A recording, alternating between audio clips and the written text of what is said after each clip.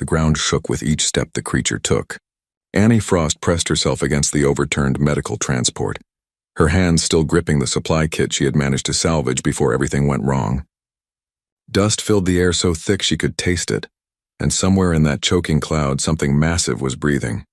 She had seen war dragons before, but only in recordings.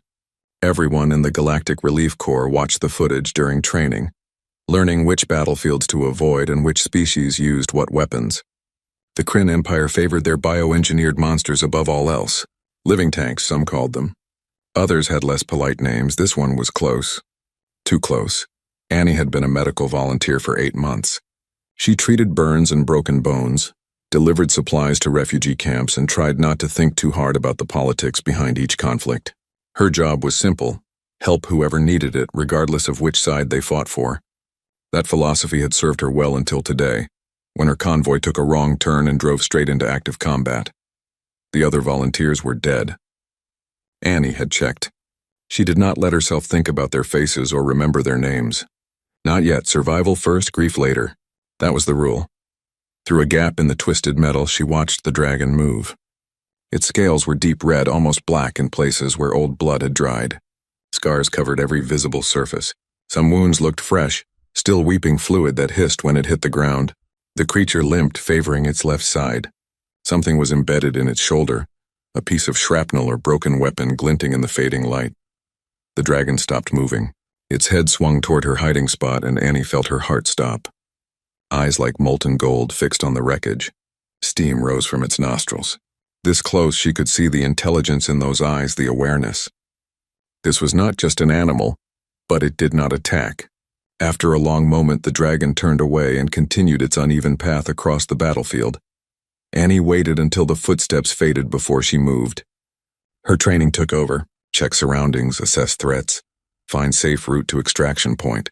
The problem was that extraction point no longer existed. The communications tower was slag. The emergency beacon in her kit blinked uselessly, unable to connect with any network. She was alone on a hostile world with no way home. The Kryn found her at dawn. Their patrol moved with military precision, weapons ready, scanning the wreckage. Annie stood slowly, hands raised, her medical insignia clearly visible on her vest. Shooting medical personnel violated at least 6 different galactic treaties, though she was not sure the Kryn cared much about treaties. Their commander was tall, even for his species. Kryn physiology favored dense muscle and thick hide, evolutionary advantages from their high-gravity homeworld. This one had decorations covering his armor, marks of rank and achievement. He looked at Annie the way someone might look at a minor inconvenience. "Human," he said in accented but clear standard language. "You are in restricted combat zone." "My convoy was attacked," Annie replied, keeping her voice steady.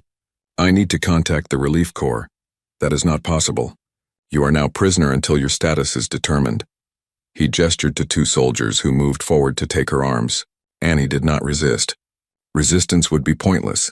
They brought her to a compound carved into a canyon wall.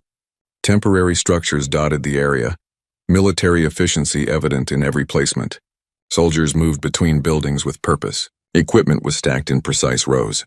At the far end of the canyon, separated from everything else by a wall of energy barriers and guard posts, Annie saw him. The dragon from the battlefield. He was even larger than she had realized. His bulk filled the entire back section of the canyon. Heavy chains secured his legs to anchor points drilled deep into rock. More chains wrapped his neck and torso. He lay still, his breathing labored and painful to hear.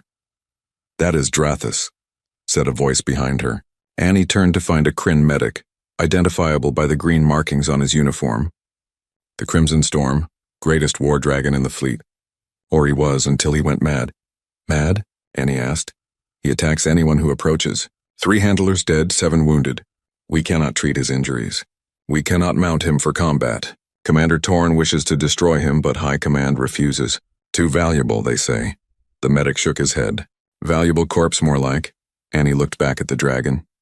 Even from this distance, she could see the infection spreading across his scales, the unnatural angle of one wing, the way he held himself against the pain. No wonder he attacked. He was suffering, and everyone who approached him either wanted to use him or gave up too quickly to help. "What happened to him?" she asked. 20 years of warfare happened. Drathis has fought in 43 major campaigns. The modifications we make to war dragons are extensive. Sometimes the body breaks down. Sometimes the mind does. The medic studied her with curious eyes. Why does a human care? Annie did not answer. She watched Drathis shift position slightly, a movement that clearly cost him effort. His golden eyes opened for a moment, scanning the compound before closing again. She was a prisoner here with no way home and no way to help herself. But maybe, just maybe, she could help someone else. The idea was probably stupid. It was definitely dangerous. Every logical part of her brain said to keep her head down and wait for diplomatic channels to secure her release. But Annie had never been particularly good at listening. To logic when someone was suffering in front of her, she would need supplies. She would need time. Most of all, she would need patience. Nobody climbed the war dragon. Maybe that was the problem. Annie spent 3 days watching before she made her move. The Kryn had assigned her to their medical bay, a practical decision since they were short on trained personnel. She cleaned wounds, mixed medicines, and learned which injuries the Kryn considered serious versus which ones they expected soldiers to ignore. Their pain tolerance was impressive. Their bedside manner was non-existent. Between shifts, she observed Drathis. The guards changed every 6 hours. Their patrol patterns were predictable, designed more to keep others away from the dragon than to keep the dragon contained. Those chains would hold him regardless. At midnight, there was a 15-minute gap when the night patrol took their meal break simultaneously. Poor discipline, but it worked in her favor. Drathis slept in short cycles, never more than an hour at a time. His breathing hitched on every third inhale, suggesting broken ribs that had healed incorrectly. The infection on his left shoulder had spread, discoloring the scales around it. Without treatment, it would eventually kill him. Annie gathered supplies slowly, carefully. Antiseptic from one cabinet, bandages from another, a surgical kit that she signed out under the pretense of inventory checking. The Kryn medic who had spoken to her earlier, whose name was Roth, noticed her interest in the dragon but said nothing. Maybe he thought she was just curious. Maybe he did not care what a human prisoner did with her free time. On the 4th night, Annie made her approach. The canyon was dark except for scattered light posts. Drathis lay in his usual position, head resting on his forearms. His eyes were closed. Annie moved slowly, making no attempt to hide her footsteps. Silence would seem like deception. Better to be honest about her presence. She stopped 20 feet away and sat down. For a long time, nothing happened. Annie waited, her supply kit beside her, her hands empty and visible. Wind moved through the canyon, carrying the smell of stone and the distant ocean. Her grandmother used to say that patience was the hardest skill to learn. Annie was starting to understand what she meant. Drathis opened one eye. It fixed on her with that same terrible intelligence she had seen on the battlefield. Annie did not look away. She did not reach for anything. She just sat. "Hello," she said quietly. "My name is Annie. I know you probably do not understand me, but I wanted to introduce myself properly." The dragon's eye narrowed. Steam vented from his nostrils. Still, Annie did not move. "I am not going to hurt you," she continued. "I am not going to try to ride you or chain you or use you for anything. I just thought maybe your shoulder hurts and maybe you would like someone to help with that. No pressure. I can just sit here if you prefer." Her grandmother had taught her dozens of old songs, melodies from Earth, that predated space travel and alien contact. Annie had always loved them for their simplicity. She began to hum one now, a lullaby about stars and sailing ships and coming home. Her voice was nothing special, but the tune was gentle. Drathis shifted. The chains rattled. Annie kept humming, kept sitting, kept her hands in her lap. An hour passed. Then another. Annie's legs went numb. She ignored the discomfort. Drathis watched her the entire time, sometimes with both eyes, sometimes with one. He did not sleep. Neither did she. When the first hints of dawn colored the sky, Annie stopped humming. "I am going to come back tomorrow night," she said. "Same time. You do not have to do anything. I will just be here if you want company." She stood slowly, picked up her kit, and walked away. Every instinct screamed at her to look back, to check if the dragon was reacting. She did not look back. The next night, she returned and sat in the same spot. This time, she hummed different songs. Drathis watched. On the 3rd night, Annie moved 5 feet closer before sitting. Drathis tensed but did not react violently. Progress. By the seventh night, Annie sat close enough to touch the dragon's scales if she reached out. She did not reach out. Instead, she talked. She told him about Earth, about oceans and forests and cities. She told him about her grandmother who raised her, about learning medicine, about the first time she saw a planet from orbit. Her voice was the only sound in the dark canyon except for their breathing. Drathis made a sound. It was low, almost subsonic, a vibration Annie felt in her chest more than heard with her ears. Not quite a growl. Something else. Communication, maybe. I know, Annie said, though she had no idea what the sound meant. It must be difficult. She opened her supply kit and slowly removed the antiseptic. Drathis's eyes followed her movements. This might sting a bit, Annie warned, but it will help with the infection. May I? She waited. Drathis did not move. Taking that as consent, Annie carefully approached the infected wound on his shoulder. Up close, the damage was worse than she thought. The infection had eaten deep into the tissue beneath the scales. Embedded in the center was a broken blade, part of a Kryn weapon lodged at an angle that made natural healing impossible. Annie worked slowly, narrating each step. She cleaned the area first, removing dried blood and dead tissue. Drathis rumbled again, his muscles tensing, but he did not pull away. The blade would be the hard part. It was lodged between scales, buried deep. This is going to hurt, Annie said honestly. I am sorry. I will be as quick as I can. She gripped the exposed end of the blade with her surgical tool and pulled. Drathis roared, a sound that echoed through the canyon and brought guards running. Annie ignored them, focused completely on her task. The blade came free with a gush of infected fluid. She dropped it and immediately flushed the wound with antiseptic. Guards surrounded her, weapons raised. Annie paid them no attention. She packed the wound, wrapped it with bandages that would never hold against Drathis's bulk but might provide some compression, and finally sat back. Drathis breathed easier already. His golden eyes met hers and something passed between them. Understanding, maybe? Or trust, same time tomorrow? Annie asked. The dragon lowered his head to the ground and closed his eyes. Annie took that as a yes. Commander Torin stood at the edge of the barrier watching the human work. 3 weeks had passed since Annie's first unauthorized contact with Drathis.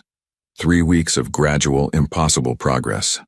The war dragon that had killed 3 trained handlers now allowed a slip of a human girl to climb across his back, treating wounds that would have festered into death. Explain this, Torin demanded of Roth, who stood beside him with a data tablet displaying Drathis's vital signs. I cannot, Commander. By all logic, it should not work. Yet the dragon's infection markers are down 40%. His appetite has returned. Yesterday, he allowed her to set the fracture in his wing.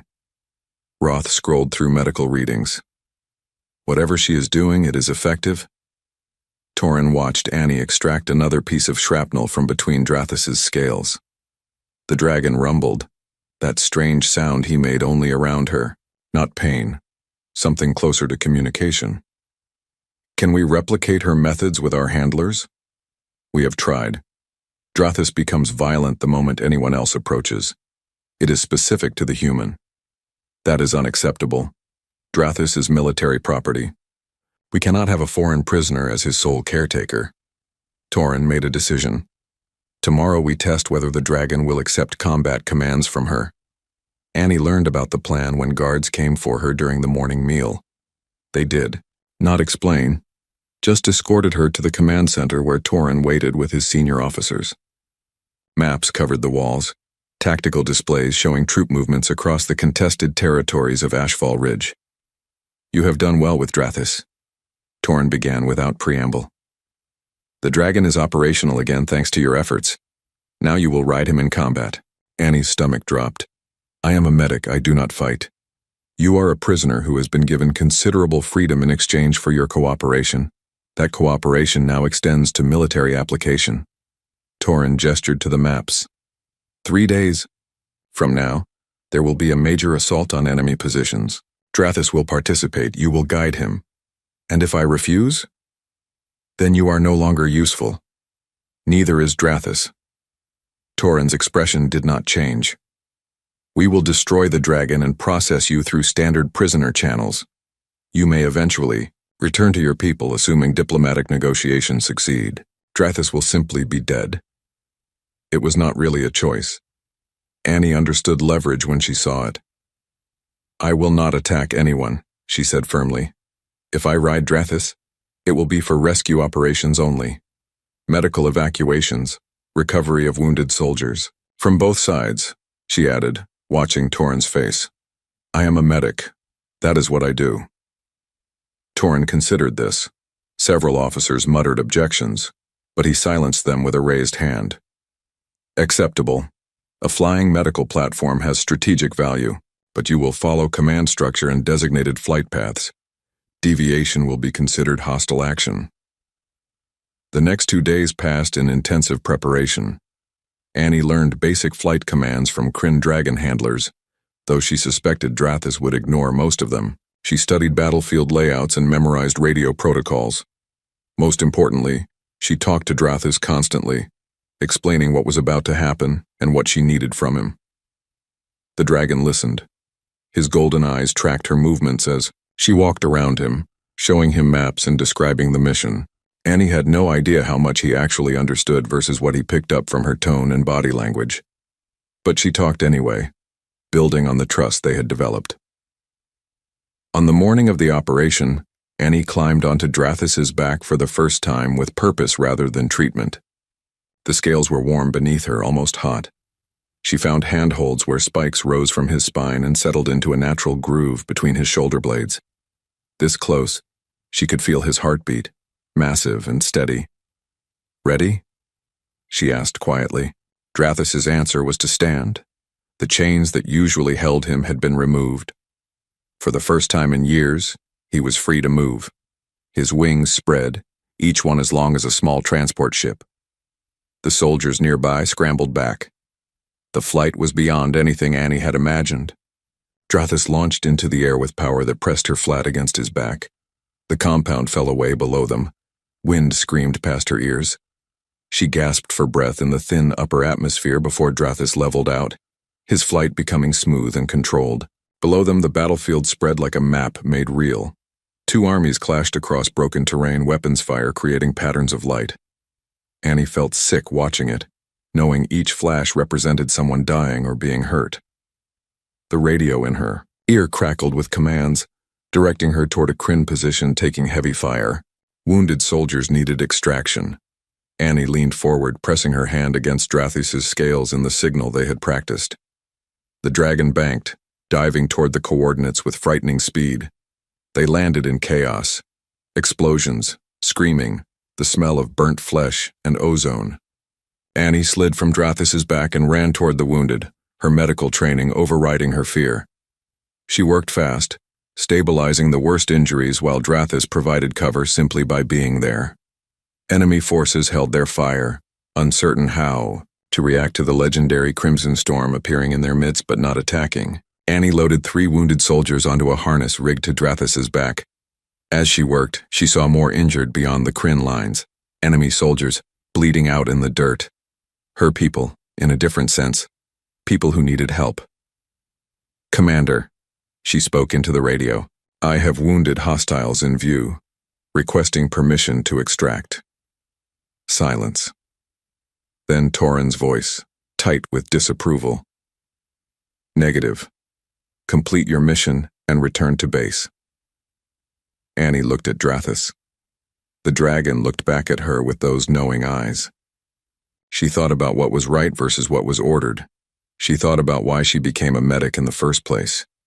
"Negative, Command. Medical oath supersedes military orders. I am extracting all wounded."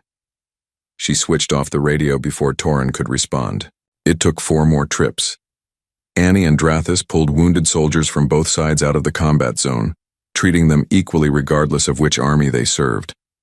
By the end, even the enemy troops had stopped shooting at them, some actively signaling for medical assistance. When they finally returned to base, Torin was waiting with armed guards. His expression promised consequences. But he was not the only one waiting. Word had spread. Soldiers lined the canyon walls, watching in silence as Annie climbed down from Drathis's back, exhausted and covered in blood that was not her own. "You directly violated orders," Torin said. "I saved 17 lives today," Annie replied. "That is my job. What happened next surprised everyone, including Torin. One of the soldiers began a slow clap, then another. Within moments, the entire compound echoed with applause. Even some of Torin's own officers joined in. The commander's face remained impassive, but Annie saw the calculation behind his eyes. Public opinion had shifted. Punishing her now would create problems. "Debriefing in 1 hour," he said finally. "Dismissed." Annie returned to Drathus's side and leaned against his warm scales, suddenly shaking with exhaustion and reaction. The dragon's head lowered beside her, and she felt more than heard his rumbling approval. They had done something today. Something that mattered. And somehow, impossibly, both of them were still alive. The sunset painted Drathus's scales in shades of copper and gold, as Annie cleaned and dressed his wounds after another rescue mission. 6 weeks had passed since her first flight. 6 weeks of impossible partnership. Soldiers on both sides of the conflict had started calling them the Mercy Wing. When Drathus appeared in the sky, fighting slowed. Sometimes it stopped entirely. Annie felt the change in him before she saw it.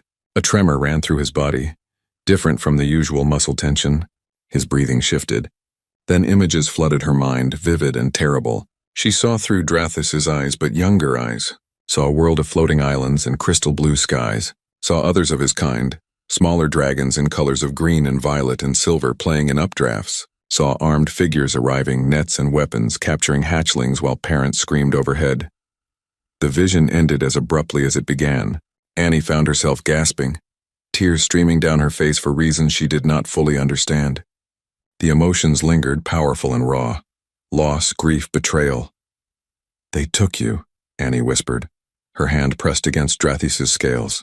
"You were just a baby and they took you." The dragon made a sound she had never heard before, something between a whimper and a growl. Annie realized with shock that Drathus was crying, or the dragon equivalent.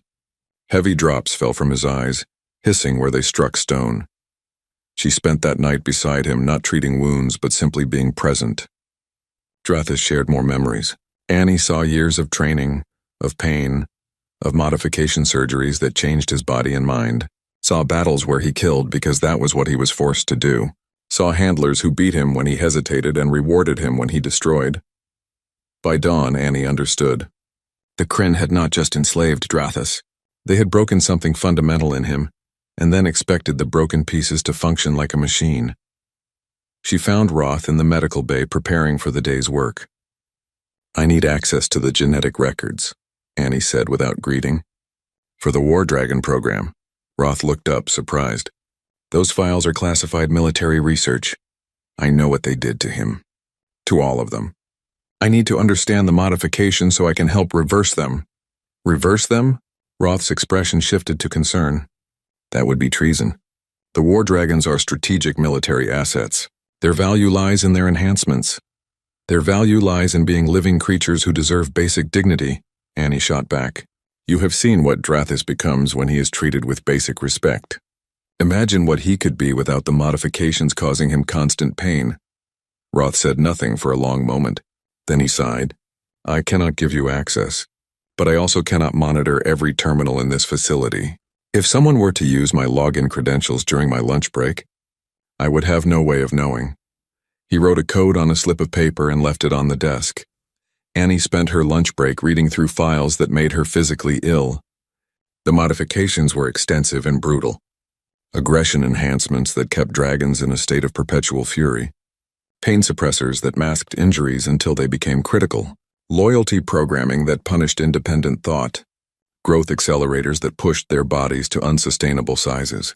And there, buried in the technical specifications, Annie found something else. A genetic facility on Ashfall Ridge where new dragons were being created and where the original breeding population was kept. Coordinates, security protocols. Everything she needed. That evening, Annie met with Owen Wells, the other human prisoner who worked in communications. They had spoken occasionally, carefully, knowing guards monitored most conversations. Now they stood in a maintenance corridor that Owen had identified as having no surveillance. "I need your help," Annie said. Owen studied her with tired eyes. "I know that look. That is the look of someone about to do something catastrophically stupid. I am going to free the War Dragons." "Yeah." Catastrophically stupid, called it. Owen ran a hand through his hair. Annie, even if you could access the facility, even if you could release them, where would they go? The Kryn would just recapture them. Not if we disable the control system simultaneously. Not if we show the other dragons what I showed Drathis, that they can choose something different. Annie pulled up the files she had copied. Look at this. The control system uses a neural network. Every dragon is connected. If I can broadcast Drathis's memories through that network, show them what happened, show them his freedom, they will rebel all at once. Owen finished the thought. That would be chaos. People would die. People are dying now. In a war that uses enslaved creatures as weapons. How is that better? Owen was quiet for a long time. Finally he nodded. I can get you into the communication systems. I can maybe create a distraction. But Annie, if this goes wrong, they will execute both of us. You know that, right? I know. Planning took another week. Annie memorized layouts, schedules, guard rotations. She gathered supplies, hiding them in her medical kit. She prepared Drathis, explaining what she needed from him. The dragon understood. She could feel his eagerness through their connection, the desperate hope that other dragons might experience what he had found. The night they chose was moonless and cold. Owen created his distraction exactly as planned, a false alarm about enemy aircraft that pulled most guards to defensive positions. Annie and Drathis moved through the darkness toward the genetic facility, flying low to avoid detection. The facility was smaller than she expected, but heavily fortified. Drathis could have destroyed the walls, but that would alert everyone.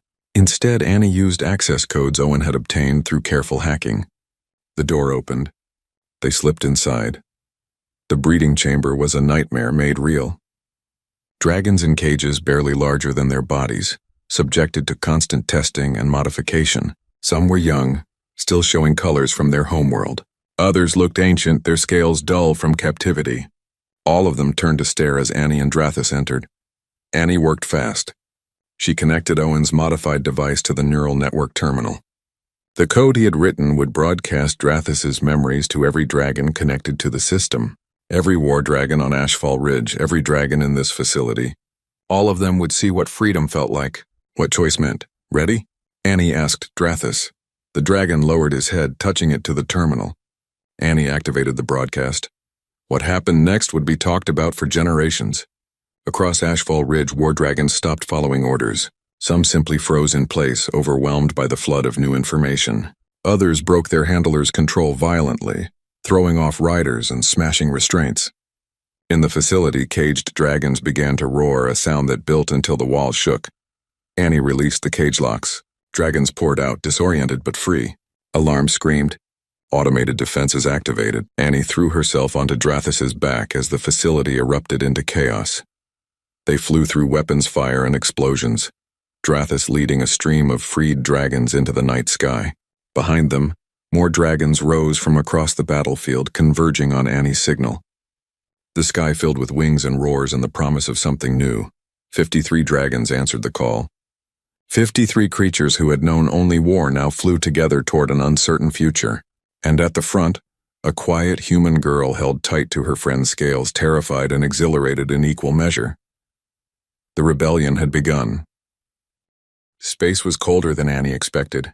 Even inside the stolen Kryn transport ship, wrapped in thermal blankets with 53 dragons crammed into a cargo bay designed for 20, the cold seeped through everything. Drathis lay beside her, his body heat the only thing keeping her from freezing. Other dragons huddled together, their eyes reflecting confusion and fear and hope. The escape from Ashfall Ridge had been brutal. Not all the dragons made it. 7 fell to anti-aircraft fire before they cleared the atmosphere. Another 3 were too injured from their captivity to survive the stress. Annie still saw their faces when she closed her eyes, still heard their final cries, but 53 survived. 53 dragons who Owen had helped load onto a transport while the Kryn military dealt with a base in chaos. Owen himself had not made it aboard. The last Annie saw of him, he was being dragged away by security forces. She owed him everything. She owed him her life and the lives of every dragon on this ship. "Coordinates locked," called a voice from the cockpit. Beth Chen, a human pilot who had been held prisoner for 2 years and saw her chance at freedom in the chaos.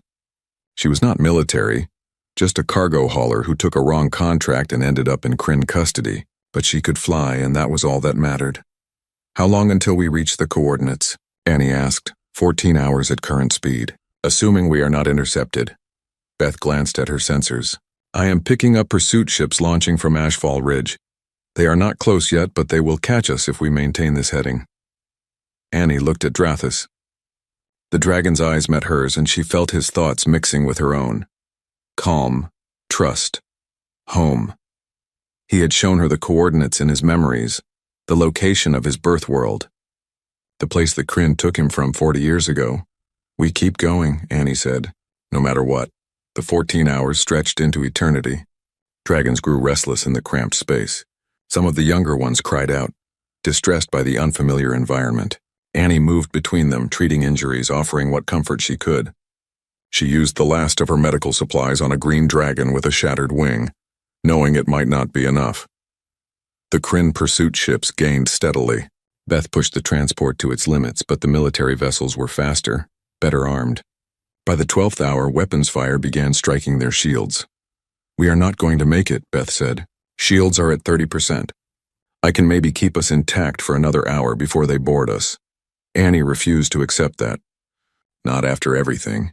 She returned to the cargo bay and pressed her hand against Drathis's scales. I need to try something. Trust me. Closing her eyes, Annie reached out through the connection she shared with Drathis. She felt his consciousness, vast and old and scarred but healing. She felt the other dragons too. Their minds linked through the neural network the Kryn had installed. That network was meant for control. Maybe it could be used for something else. Annie pushed her thoughts outward, sharing not just with Drathis but with all of them. She showed them her memories of Earth, of freedom, of what family meant. She showed them Drathis's memories of his homeworld, the place they were trying to reach. Most importantly, she showed them hope. The dragons responded, their minds connected with hers, creating something larger than any individual. A collective consciousness born not from control but from choice. And through that connection, Annie felt something incredible. She felt their homeworld calling them back. Beth, Annie said, her eyes still closed. Adjust heading. The dragons know the way. Annie, you are not making sense. Dragons cannot navigate hyperspace. Trust me, please. Beth made the adjustment. The moment she did, Annie felt rightness settle through the collective consciousness. The dragons knew where they were going. They had always known. The Kryn coordinates were close but not exact. This path was true. The pursuit ships followed, still firing. One blast got through the failing shields and tore a hole in the hull. Pressure dropped instantly. Beth scrambled to seal the breach while Annie held on to Drathis, both of them struggling for air that was escaping into vacuum. Then something unexpected happened. The green dragon Annie had treated, the one with the shattered wing, began to glow. Faint at first, then brighter. A bioluminescence spreading across its scales. One by one, the other dragons began to glow too. Different colors, blue, violet, silver, gold. The cargo bay filled with light. The transport ship began to move faster. Much faster. As if the dragons themselves were propelling it. Beth stared at her instruments in disbelief. We are accelerating past maximum velocity. That should not be possible. Maybe war dragons can do more than fight, Annie said. Maybe the Kryn never let them discover what they really are. The light intensified. Space itself seemed to bend around them. The Kryn ships fell away, unable to match their speed. Annie felt the collective consciousness of the dragons singing, a sound without words that spoke of joy and power and homecoming. When the light faded, they had arrived. The planet before them was beautiful beyond description. Floating islands drifted through clouds of bioluminescent mist. Crystalline structures caught the light of twin suns, and rising from the surface to meet them came dragons. Dozens of them, hundreds, all colors Annie had no names for. Free dragons who had never known chains. Verdant deep, Beth whispered, reading the name from scanners. That is what they call it. Drathis made a sound Annie had never heard before, pure joy.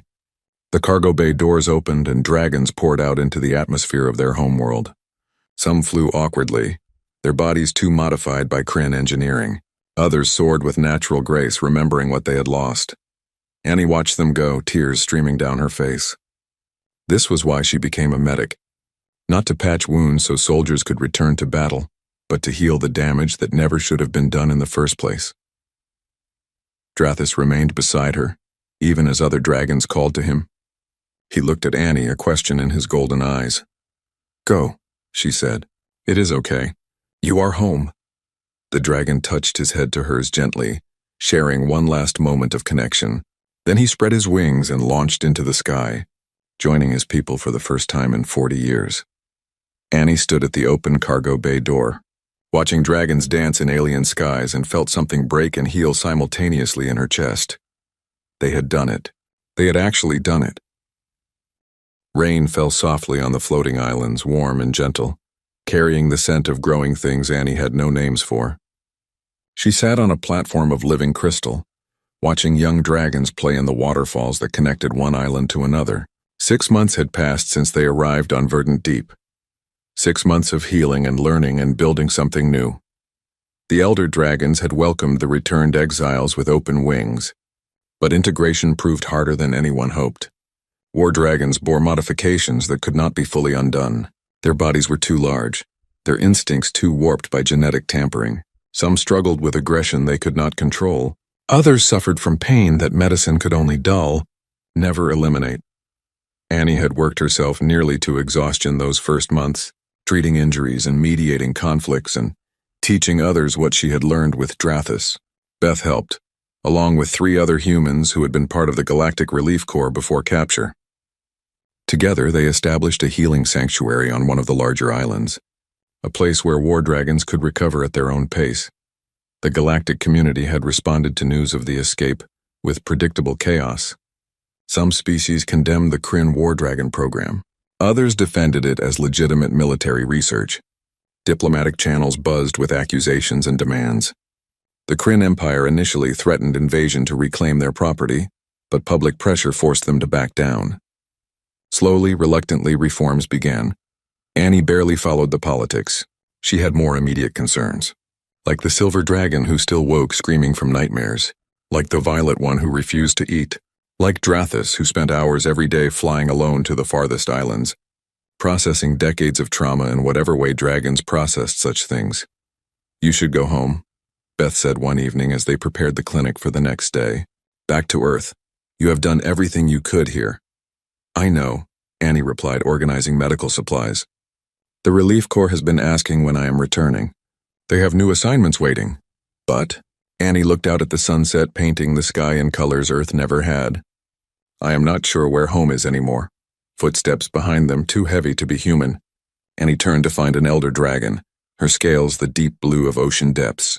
Her name was Whisper of Tides, or that was the closest translation Annie could manage. She had been one of the first to welcome them.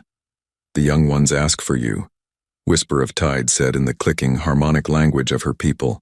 Annie had learned enough to understand basic communication. "They wish to show you something." Annie followed the elder to the playing grounds where young dragons gathered. These were true younglings, born free on Verdant Deep, never knowing chains or modification. They played with an energy the war dragons still struggled to feel. When they saw Annie, they rushed over, chirping excitedly. The smallest, barely larger than Annie herself, tugged at her sleeve with careful claws. He led her to a shallow pool where something remarkable grew. Flowers, if they could be called that. Crystalline structures that chimed softly in the breeze and glowed with internal light. The younglings had arranged them in a pattern, and it took Annie a moment to recognize what she was seeing.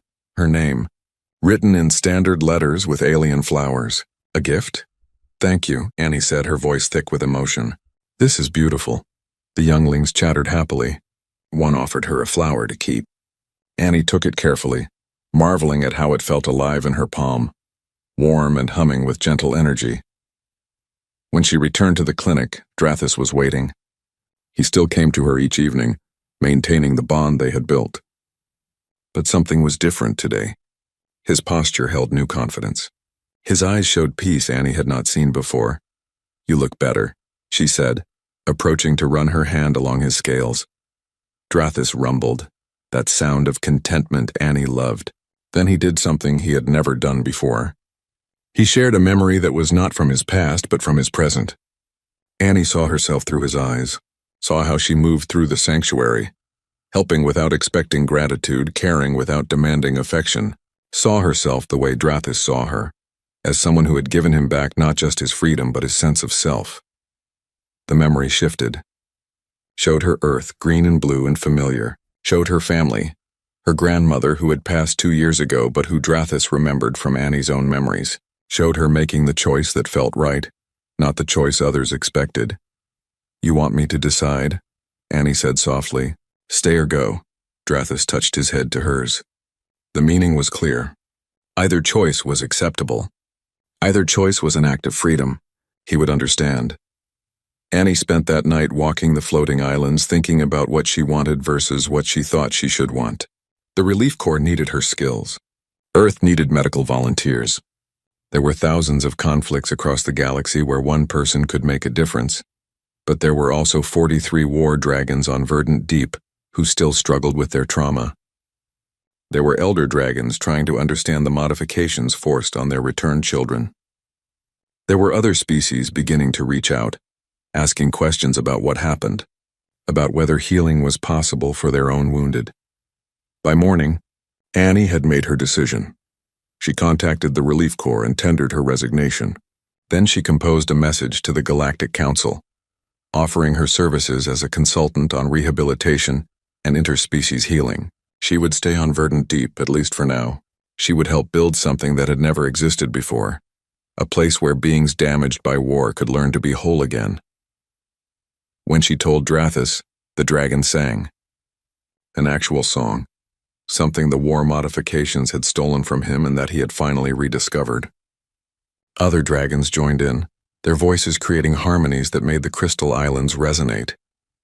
Annie stood among them, this family she had found in the strangest way imaginable, and felt something settle in her chest. She was exactly where she was meant to be. 3 years later, Annie would watch from that same crystal platform as a delegation from Earth arrived. The War Dragon Rehabilitation Program had become famous, drawing interest from medical professionals and diplomats across the galaxy. Her methods were being studied and replicated. Laws were changing. Species were talking to each other about how they treated sentient beings. But on this day, with rain falling and young dragons playing and Drathis sleeping peacefully beside her, Annie simply enjoyed the moment.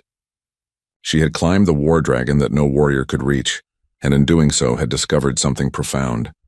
Sometimes the greatest act of courage is not fighting. Sometimes it is simply reaching out to touch another's wounds and saying, "I see you. I will help if I can.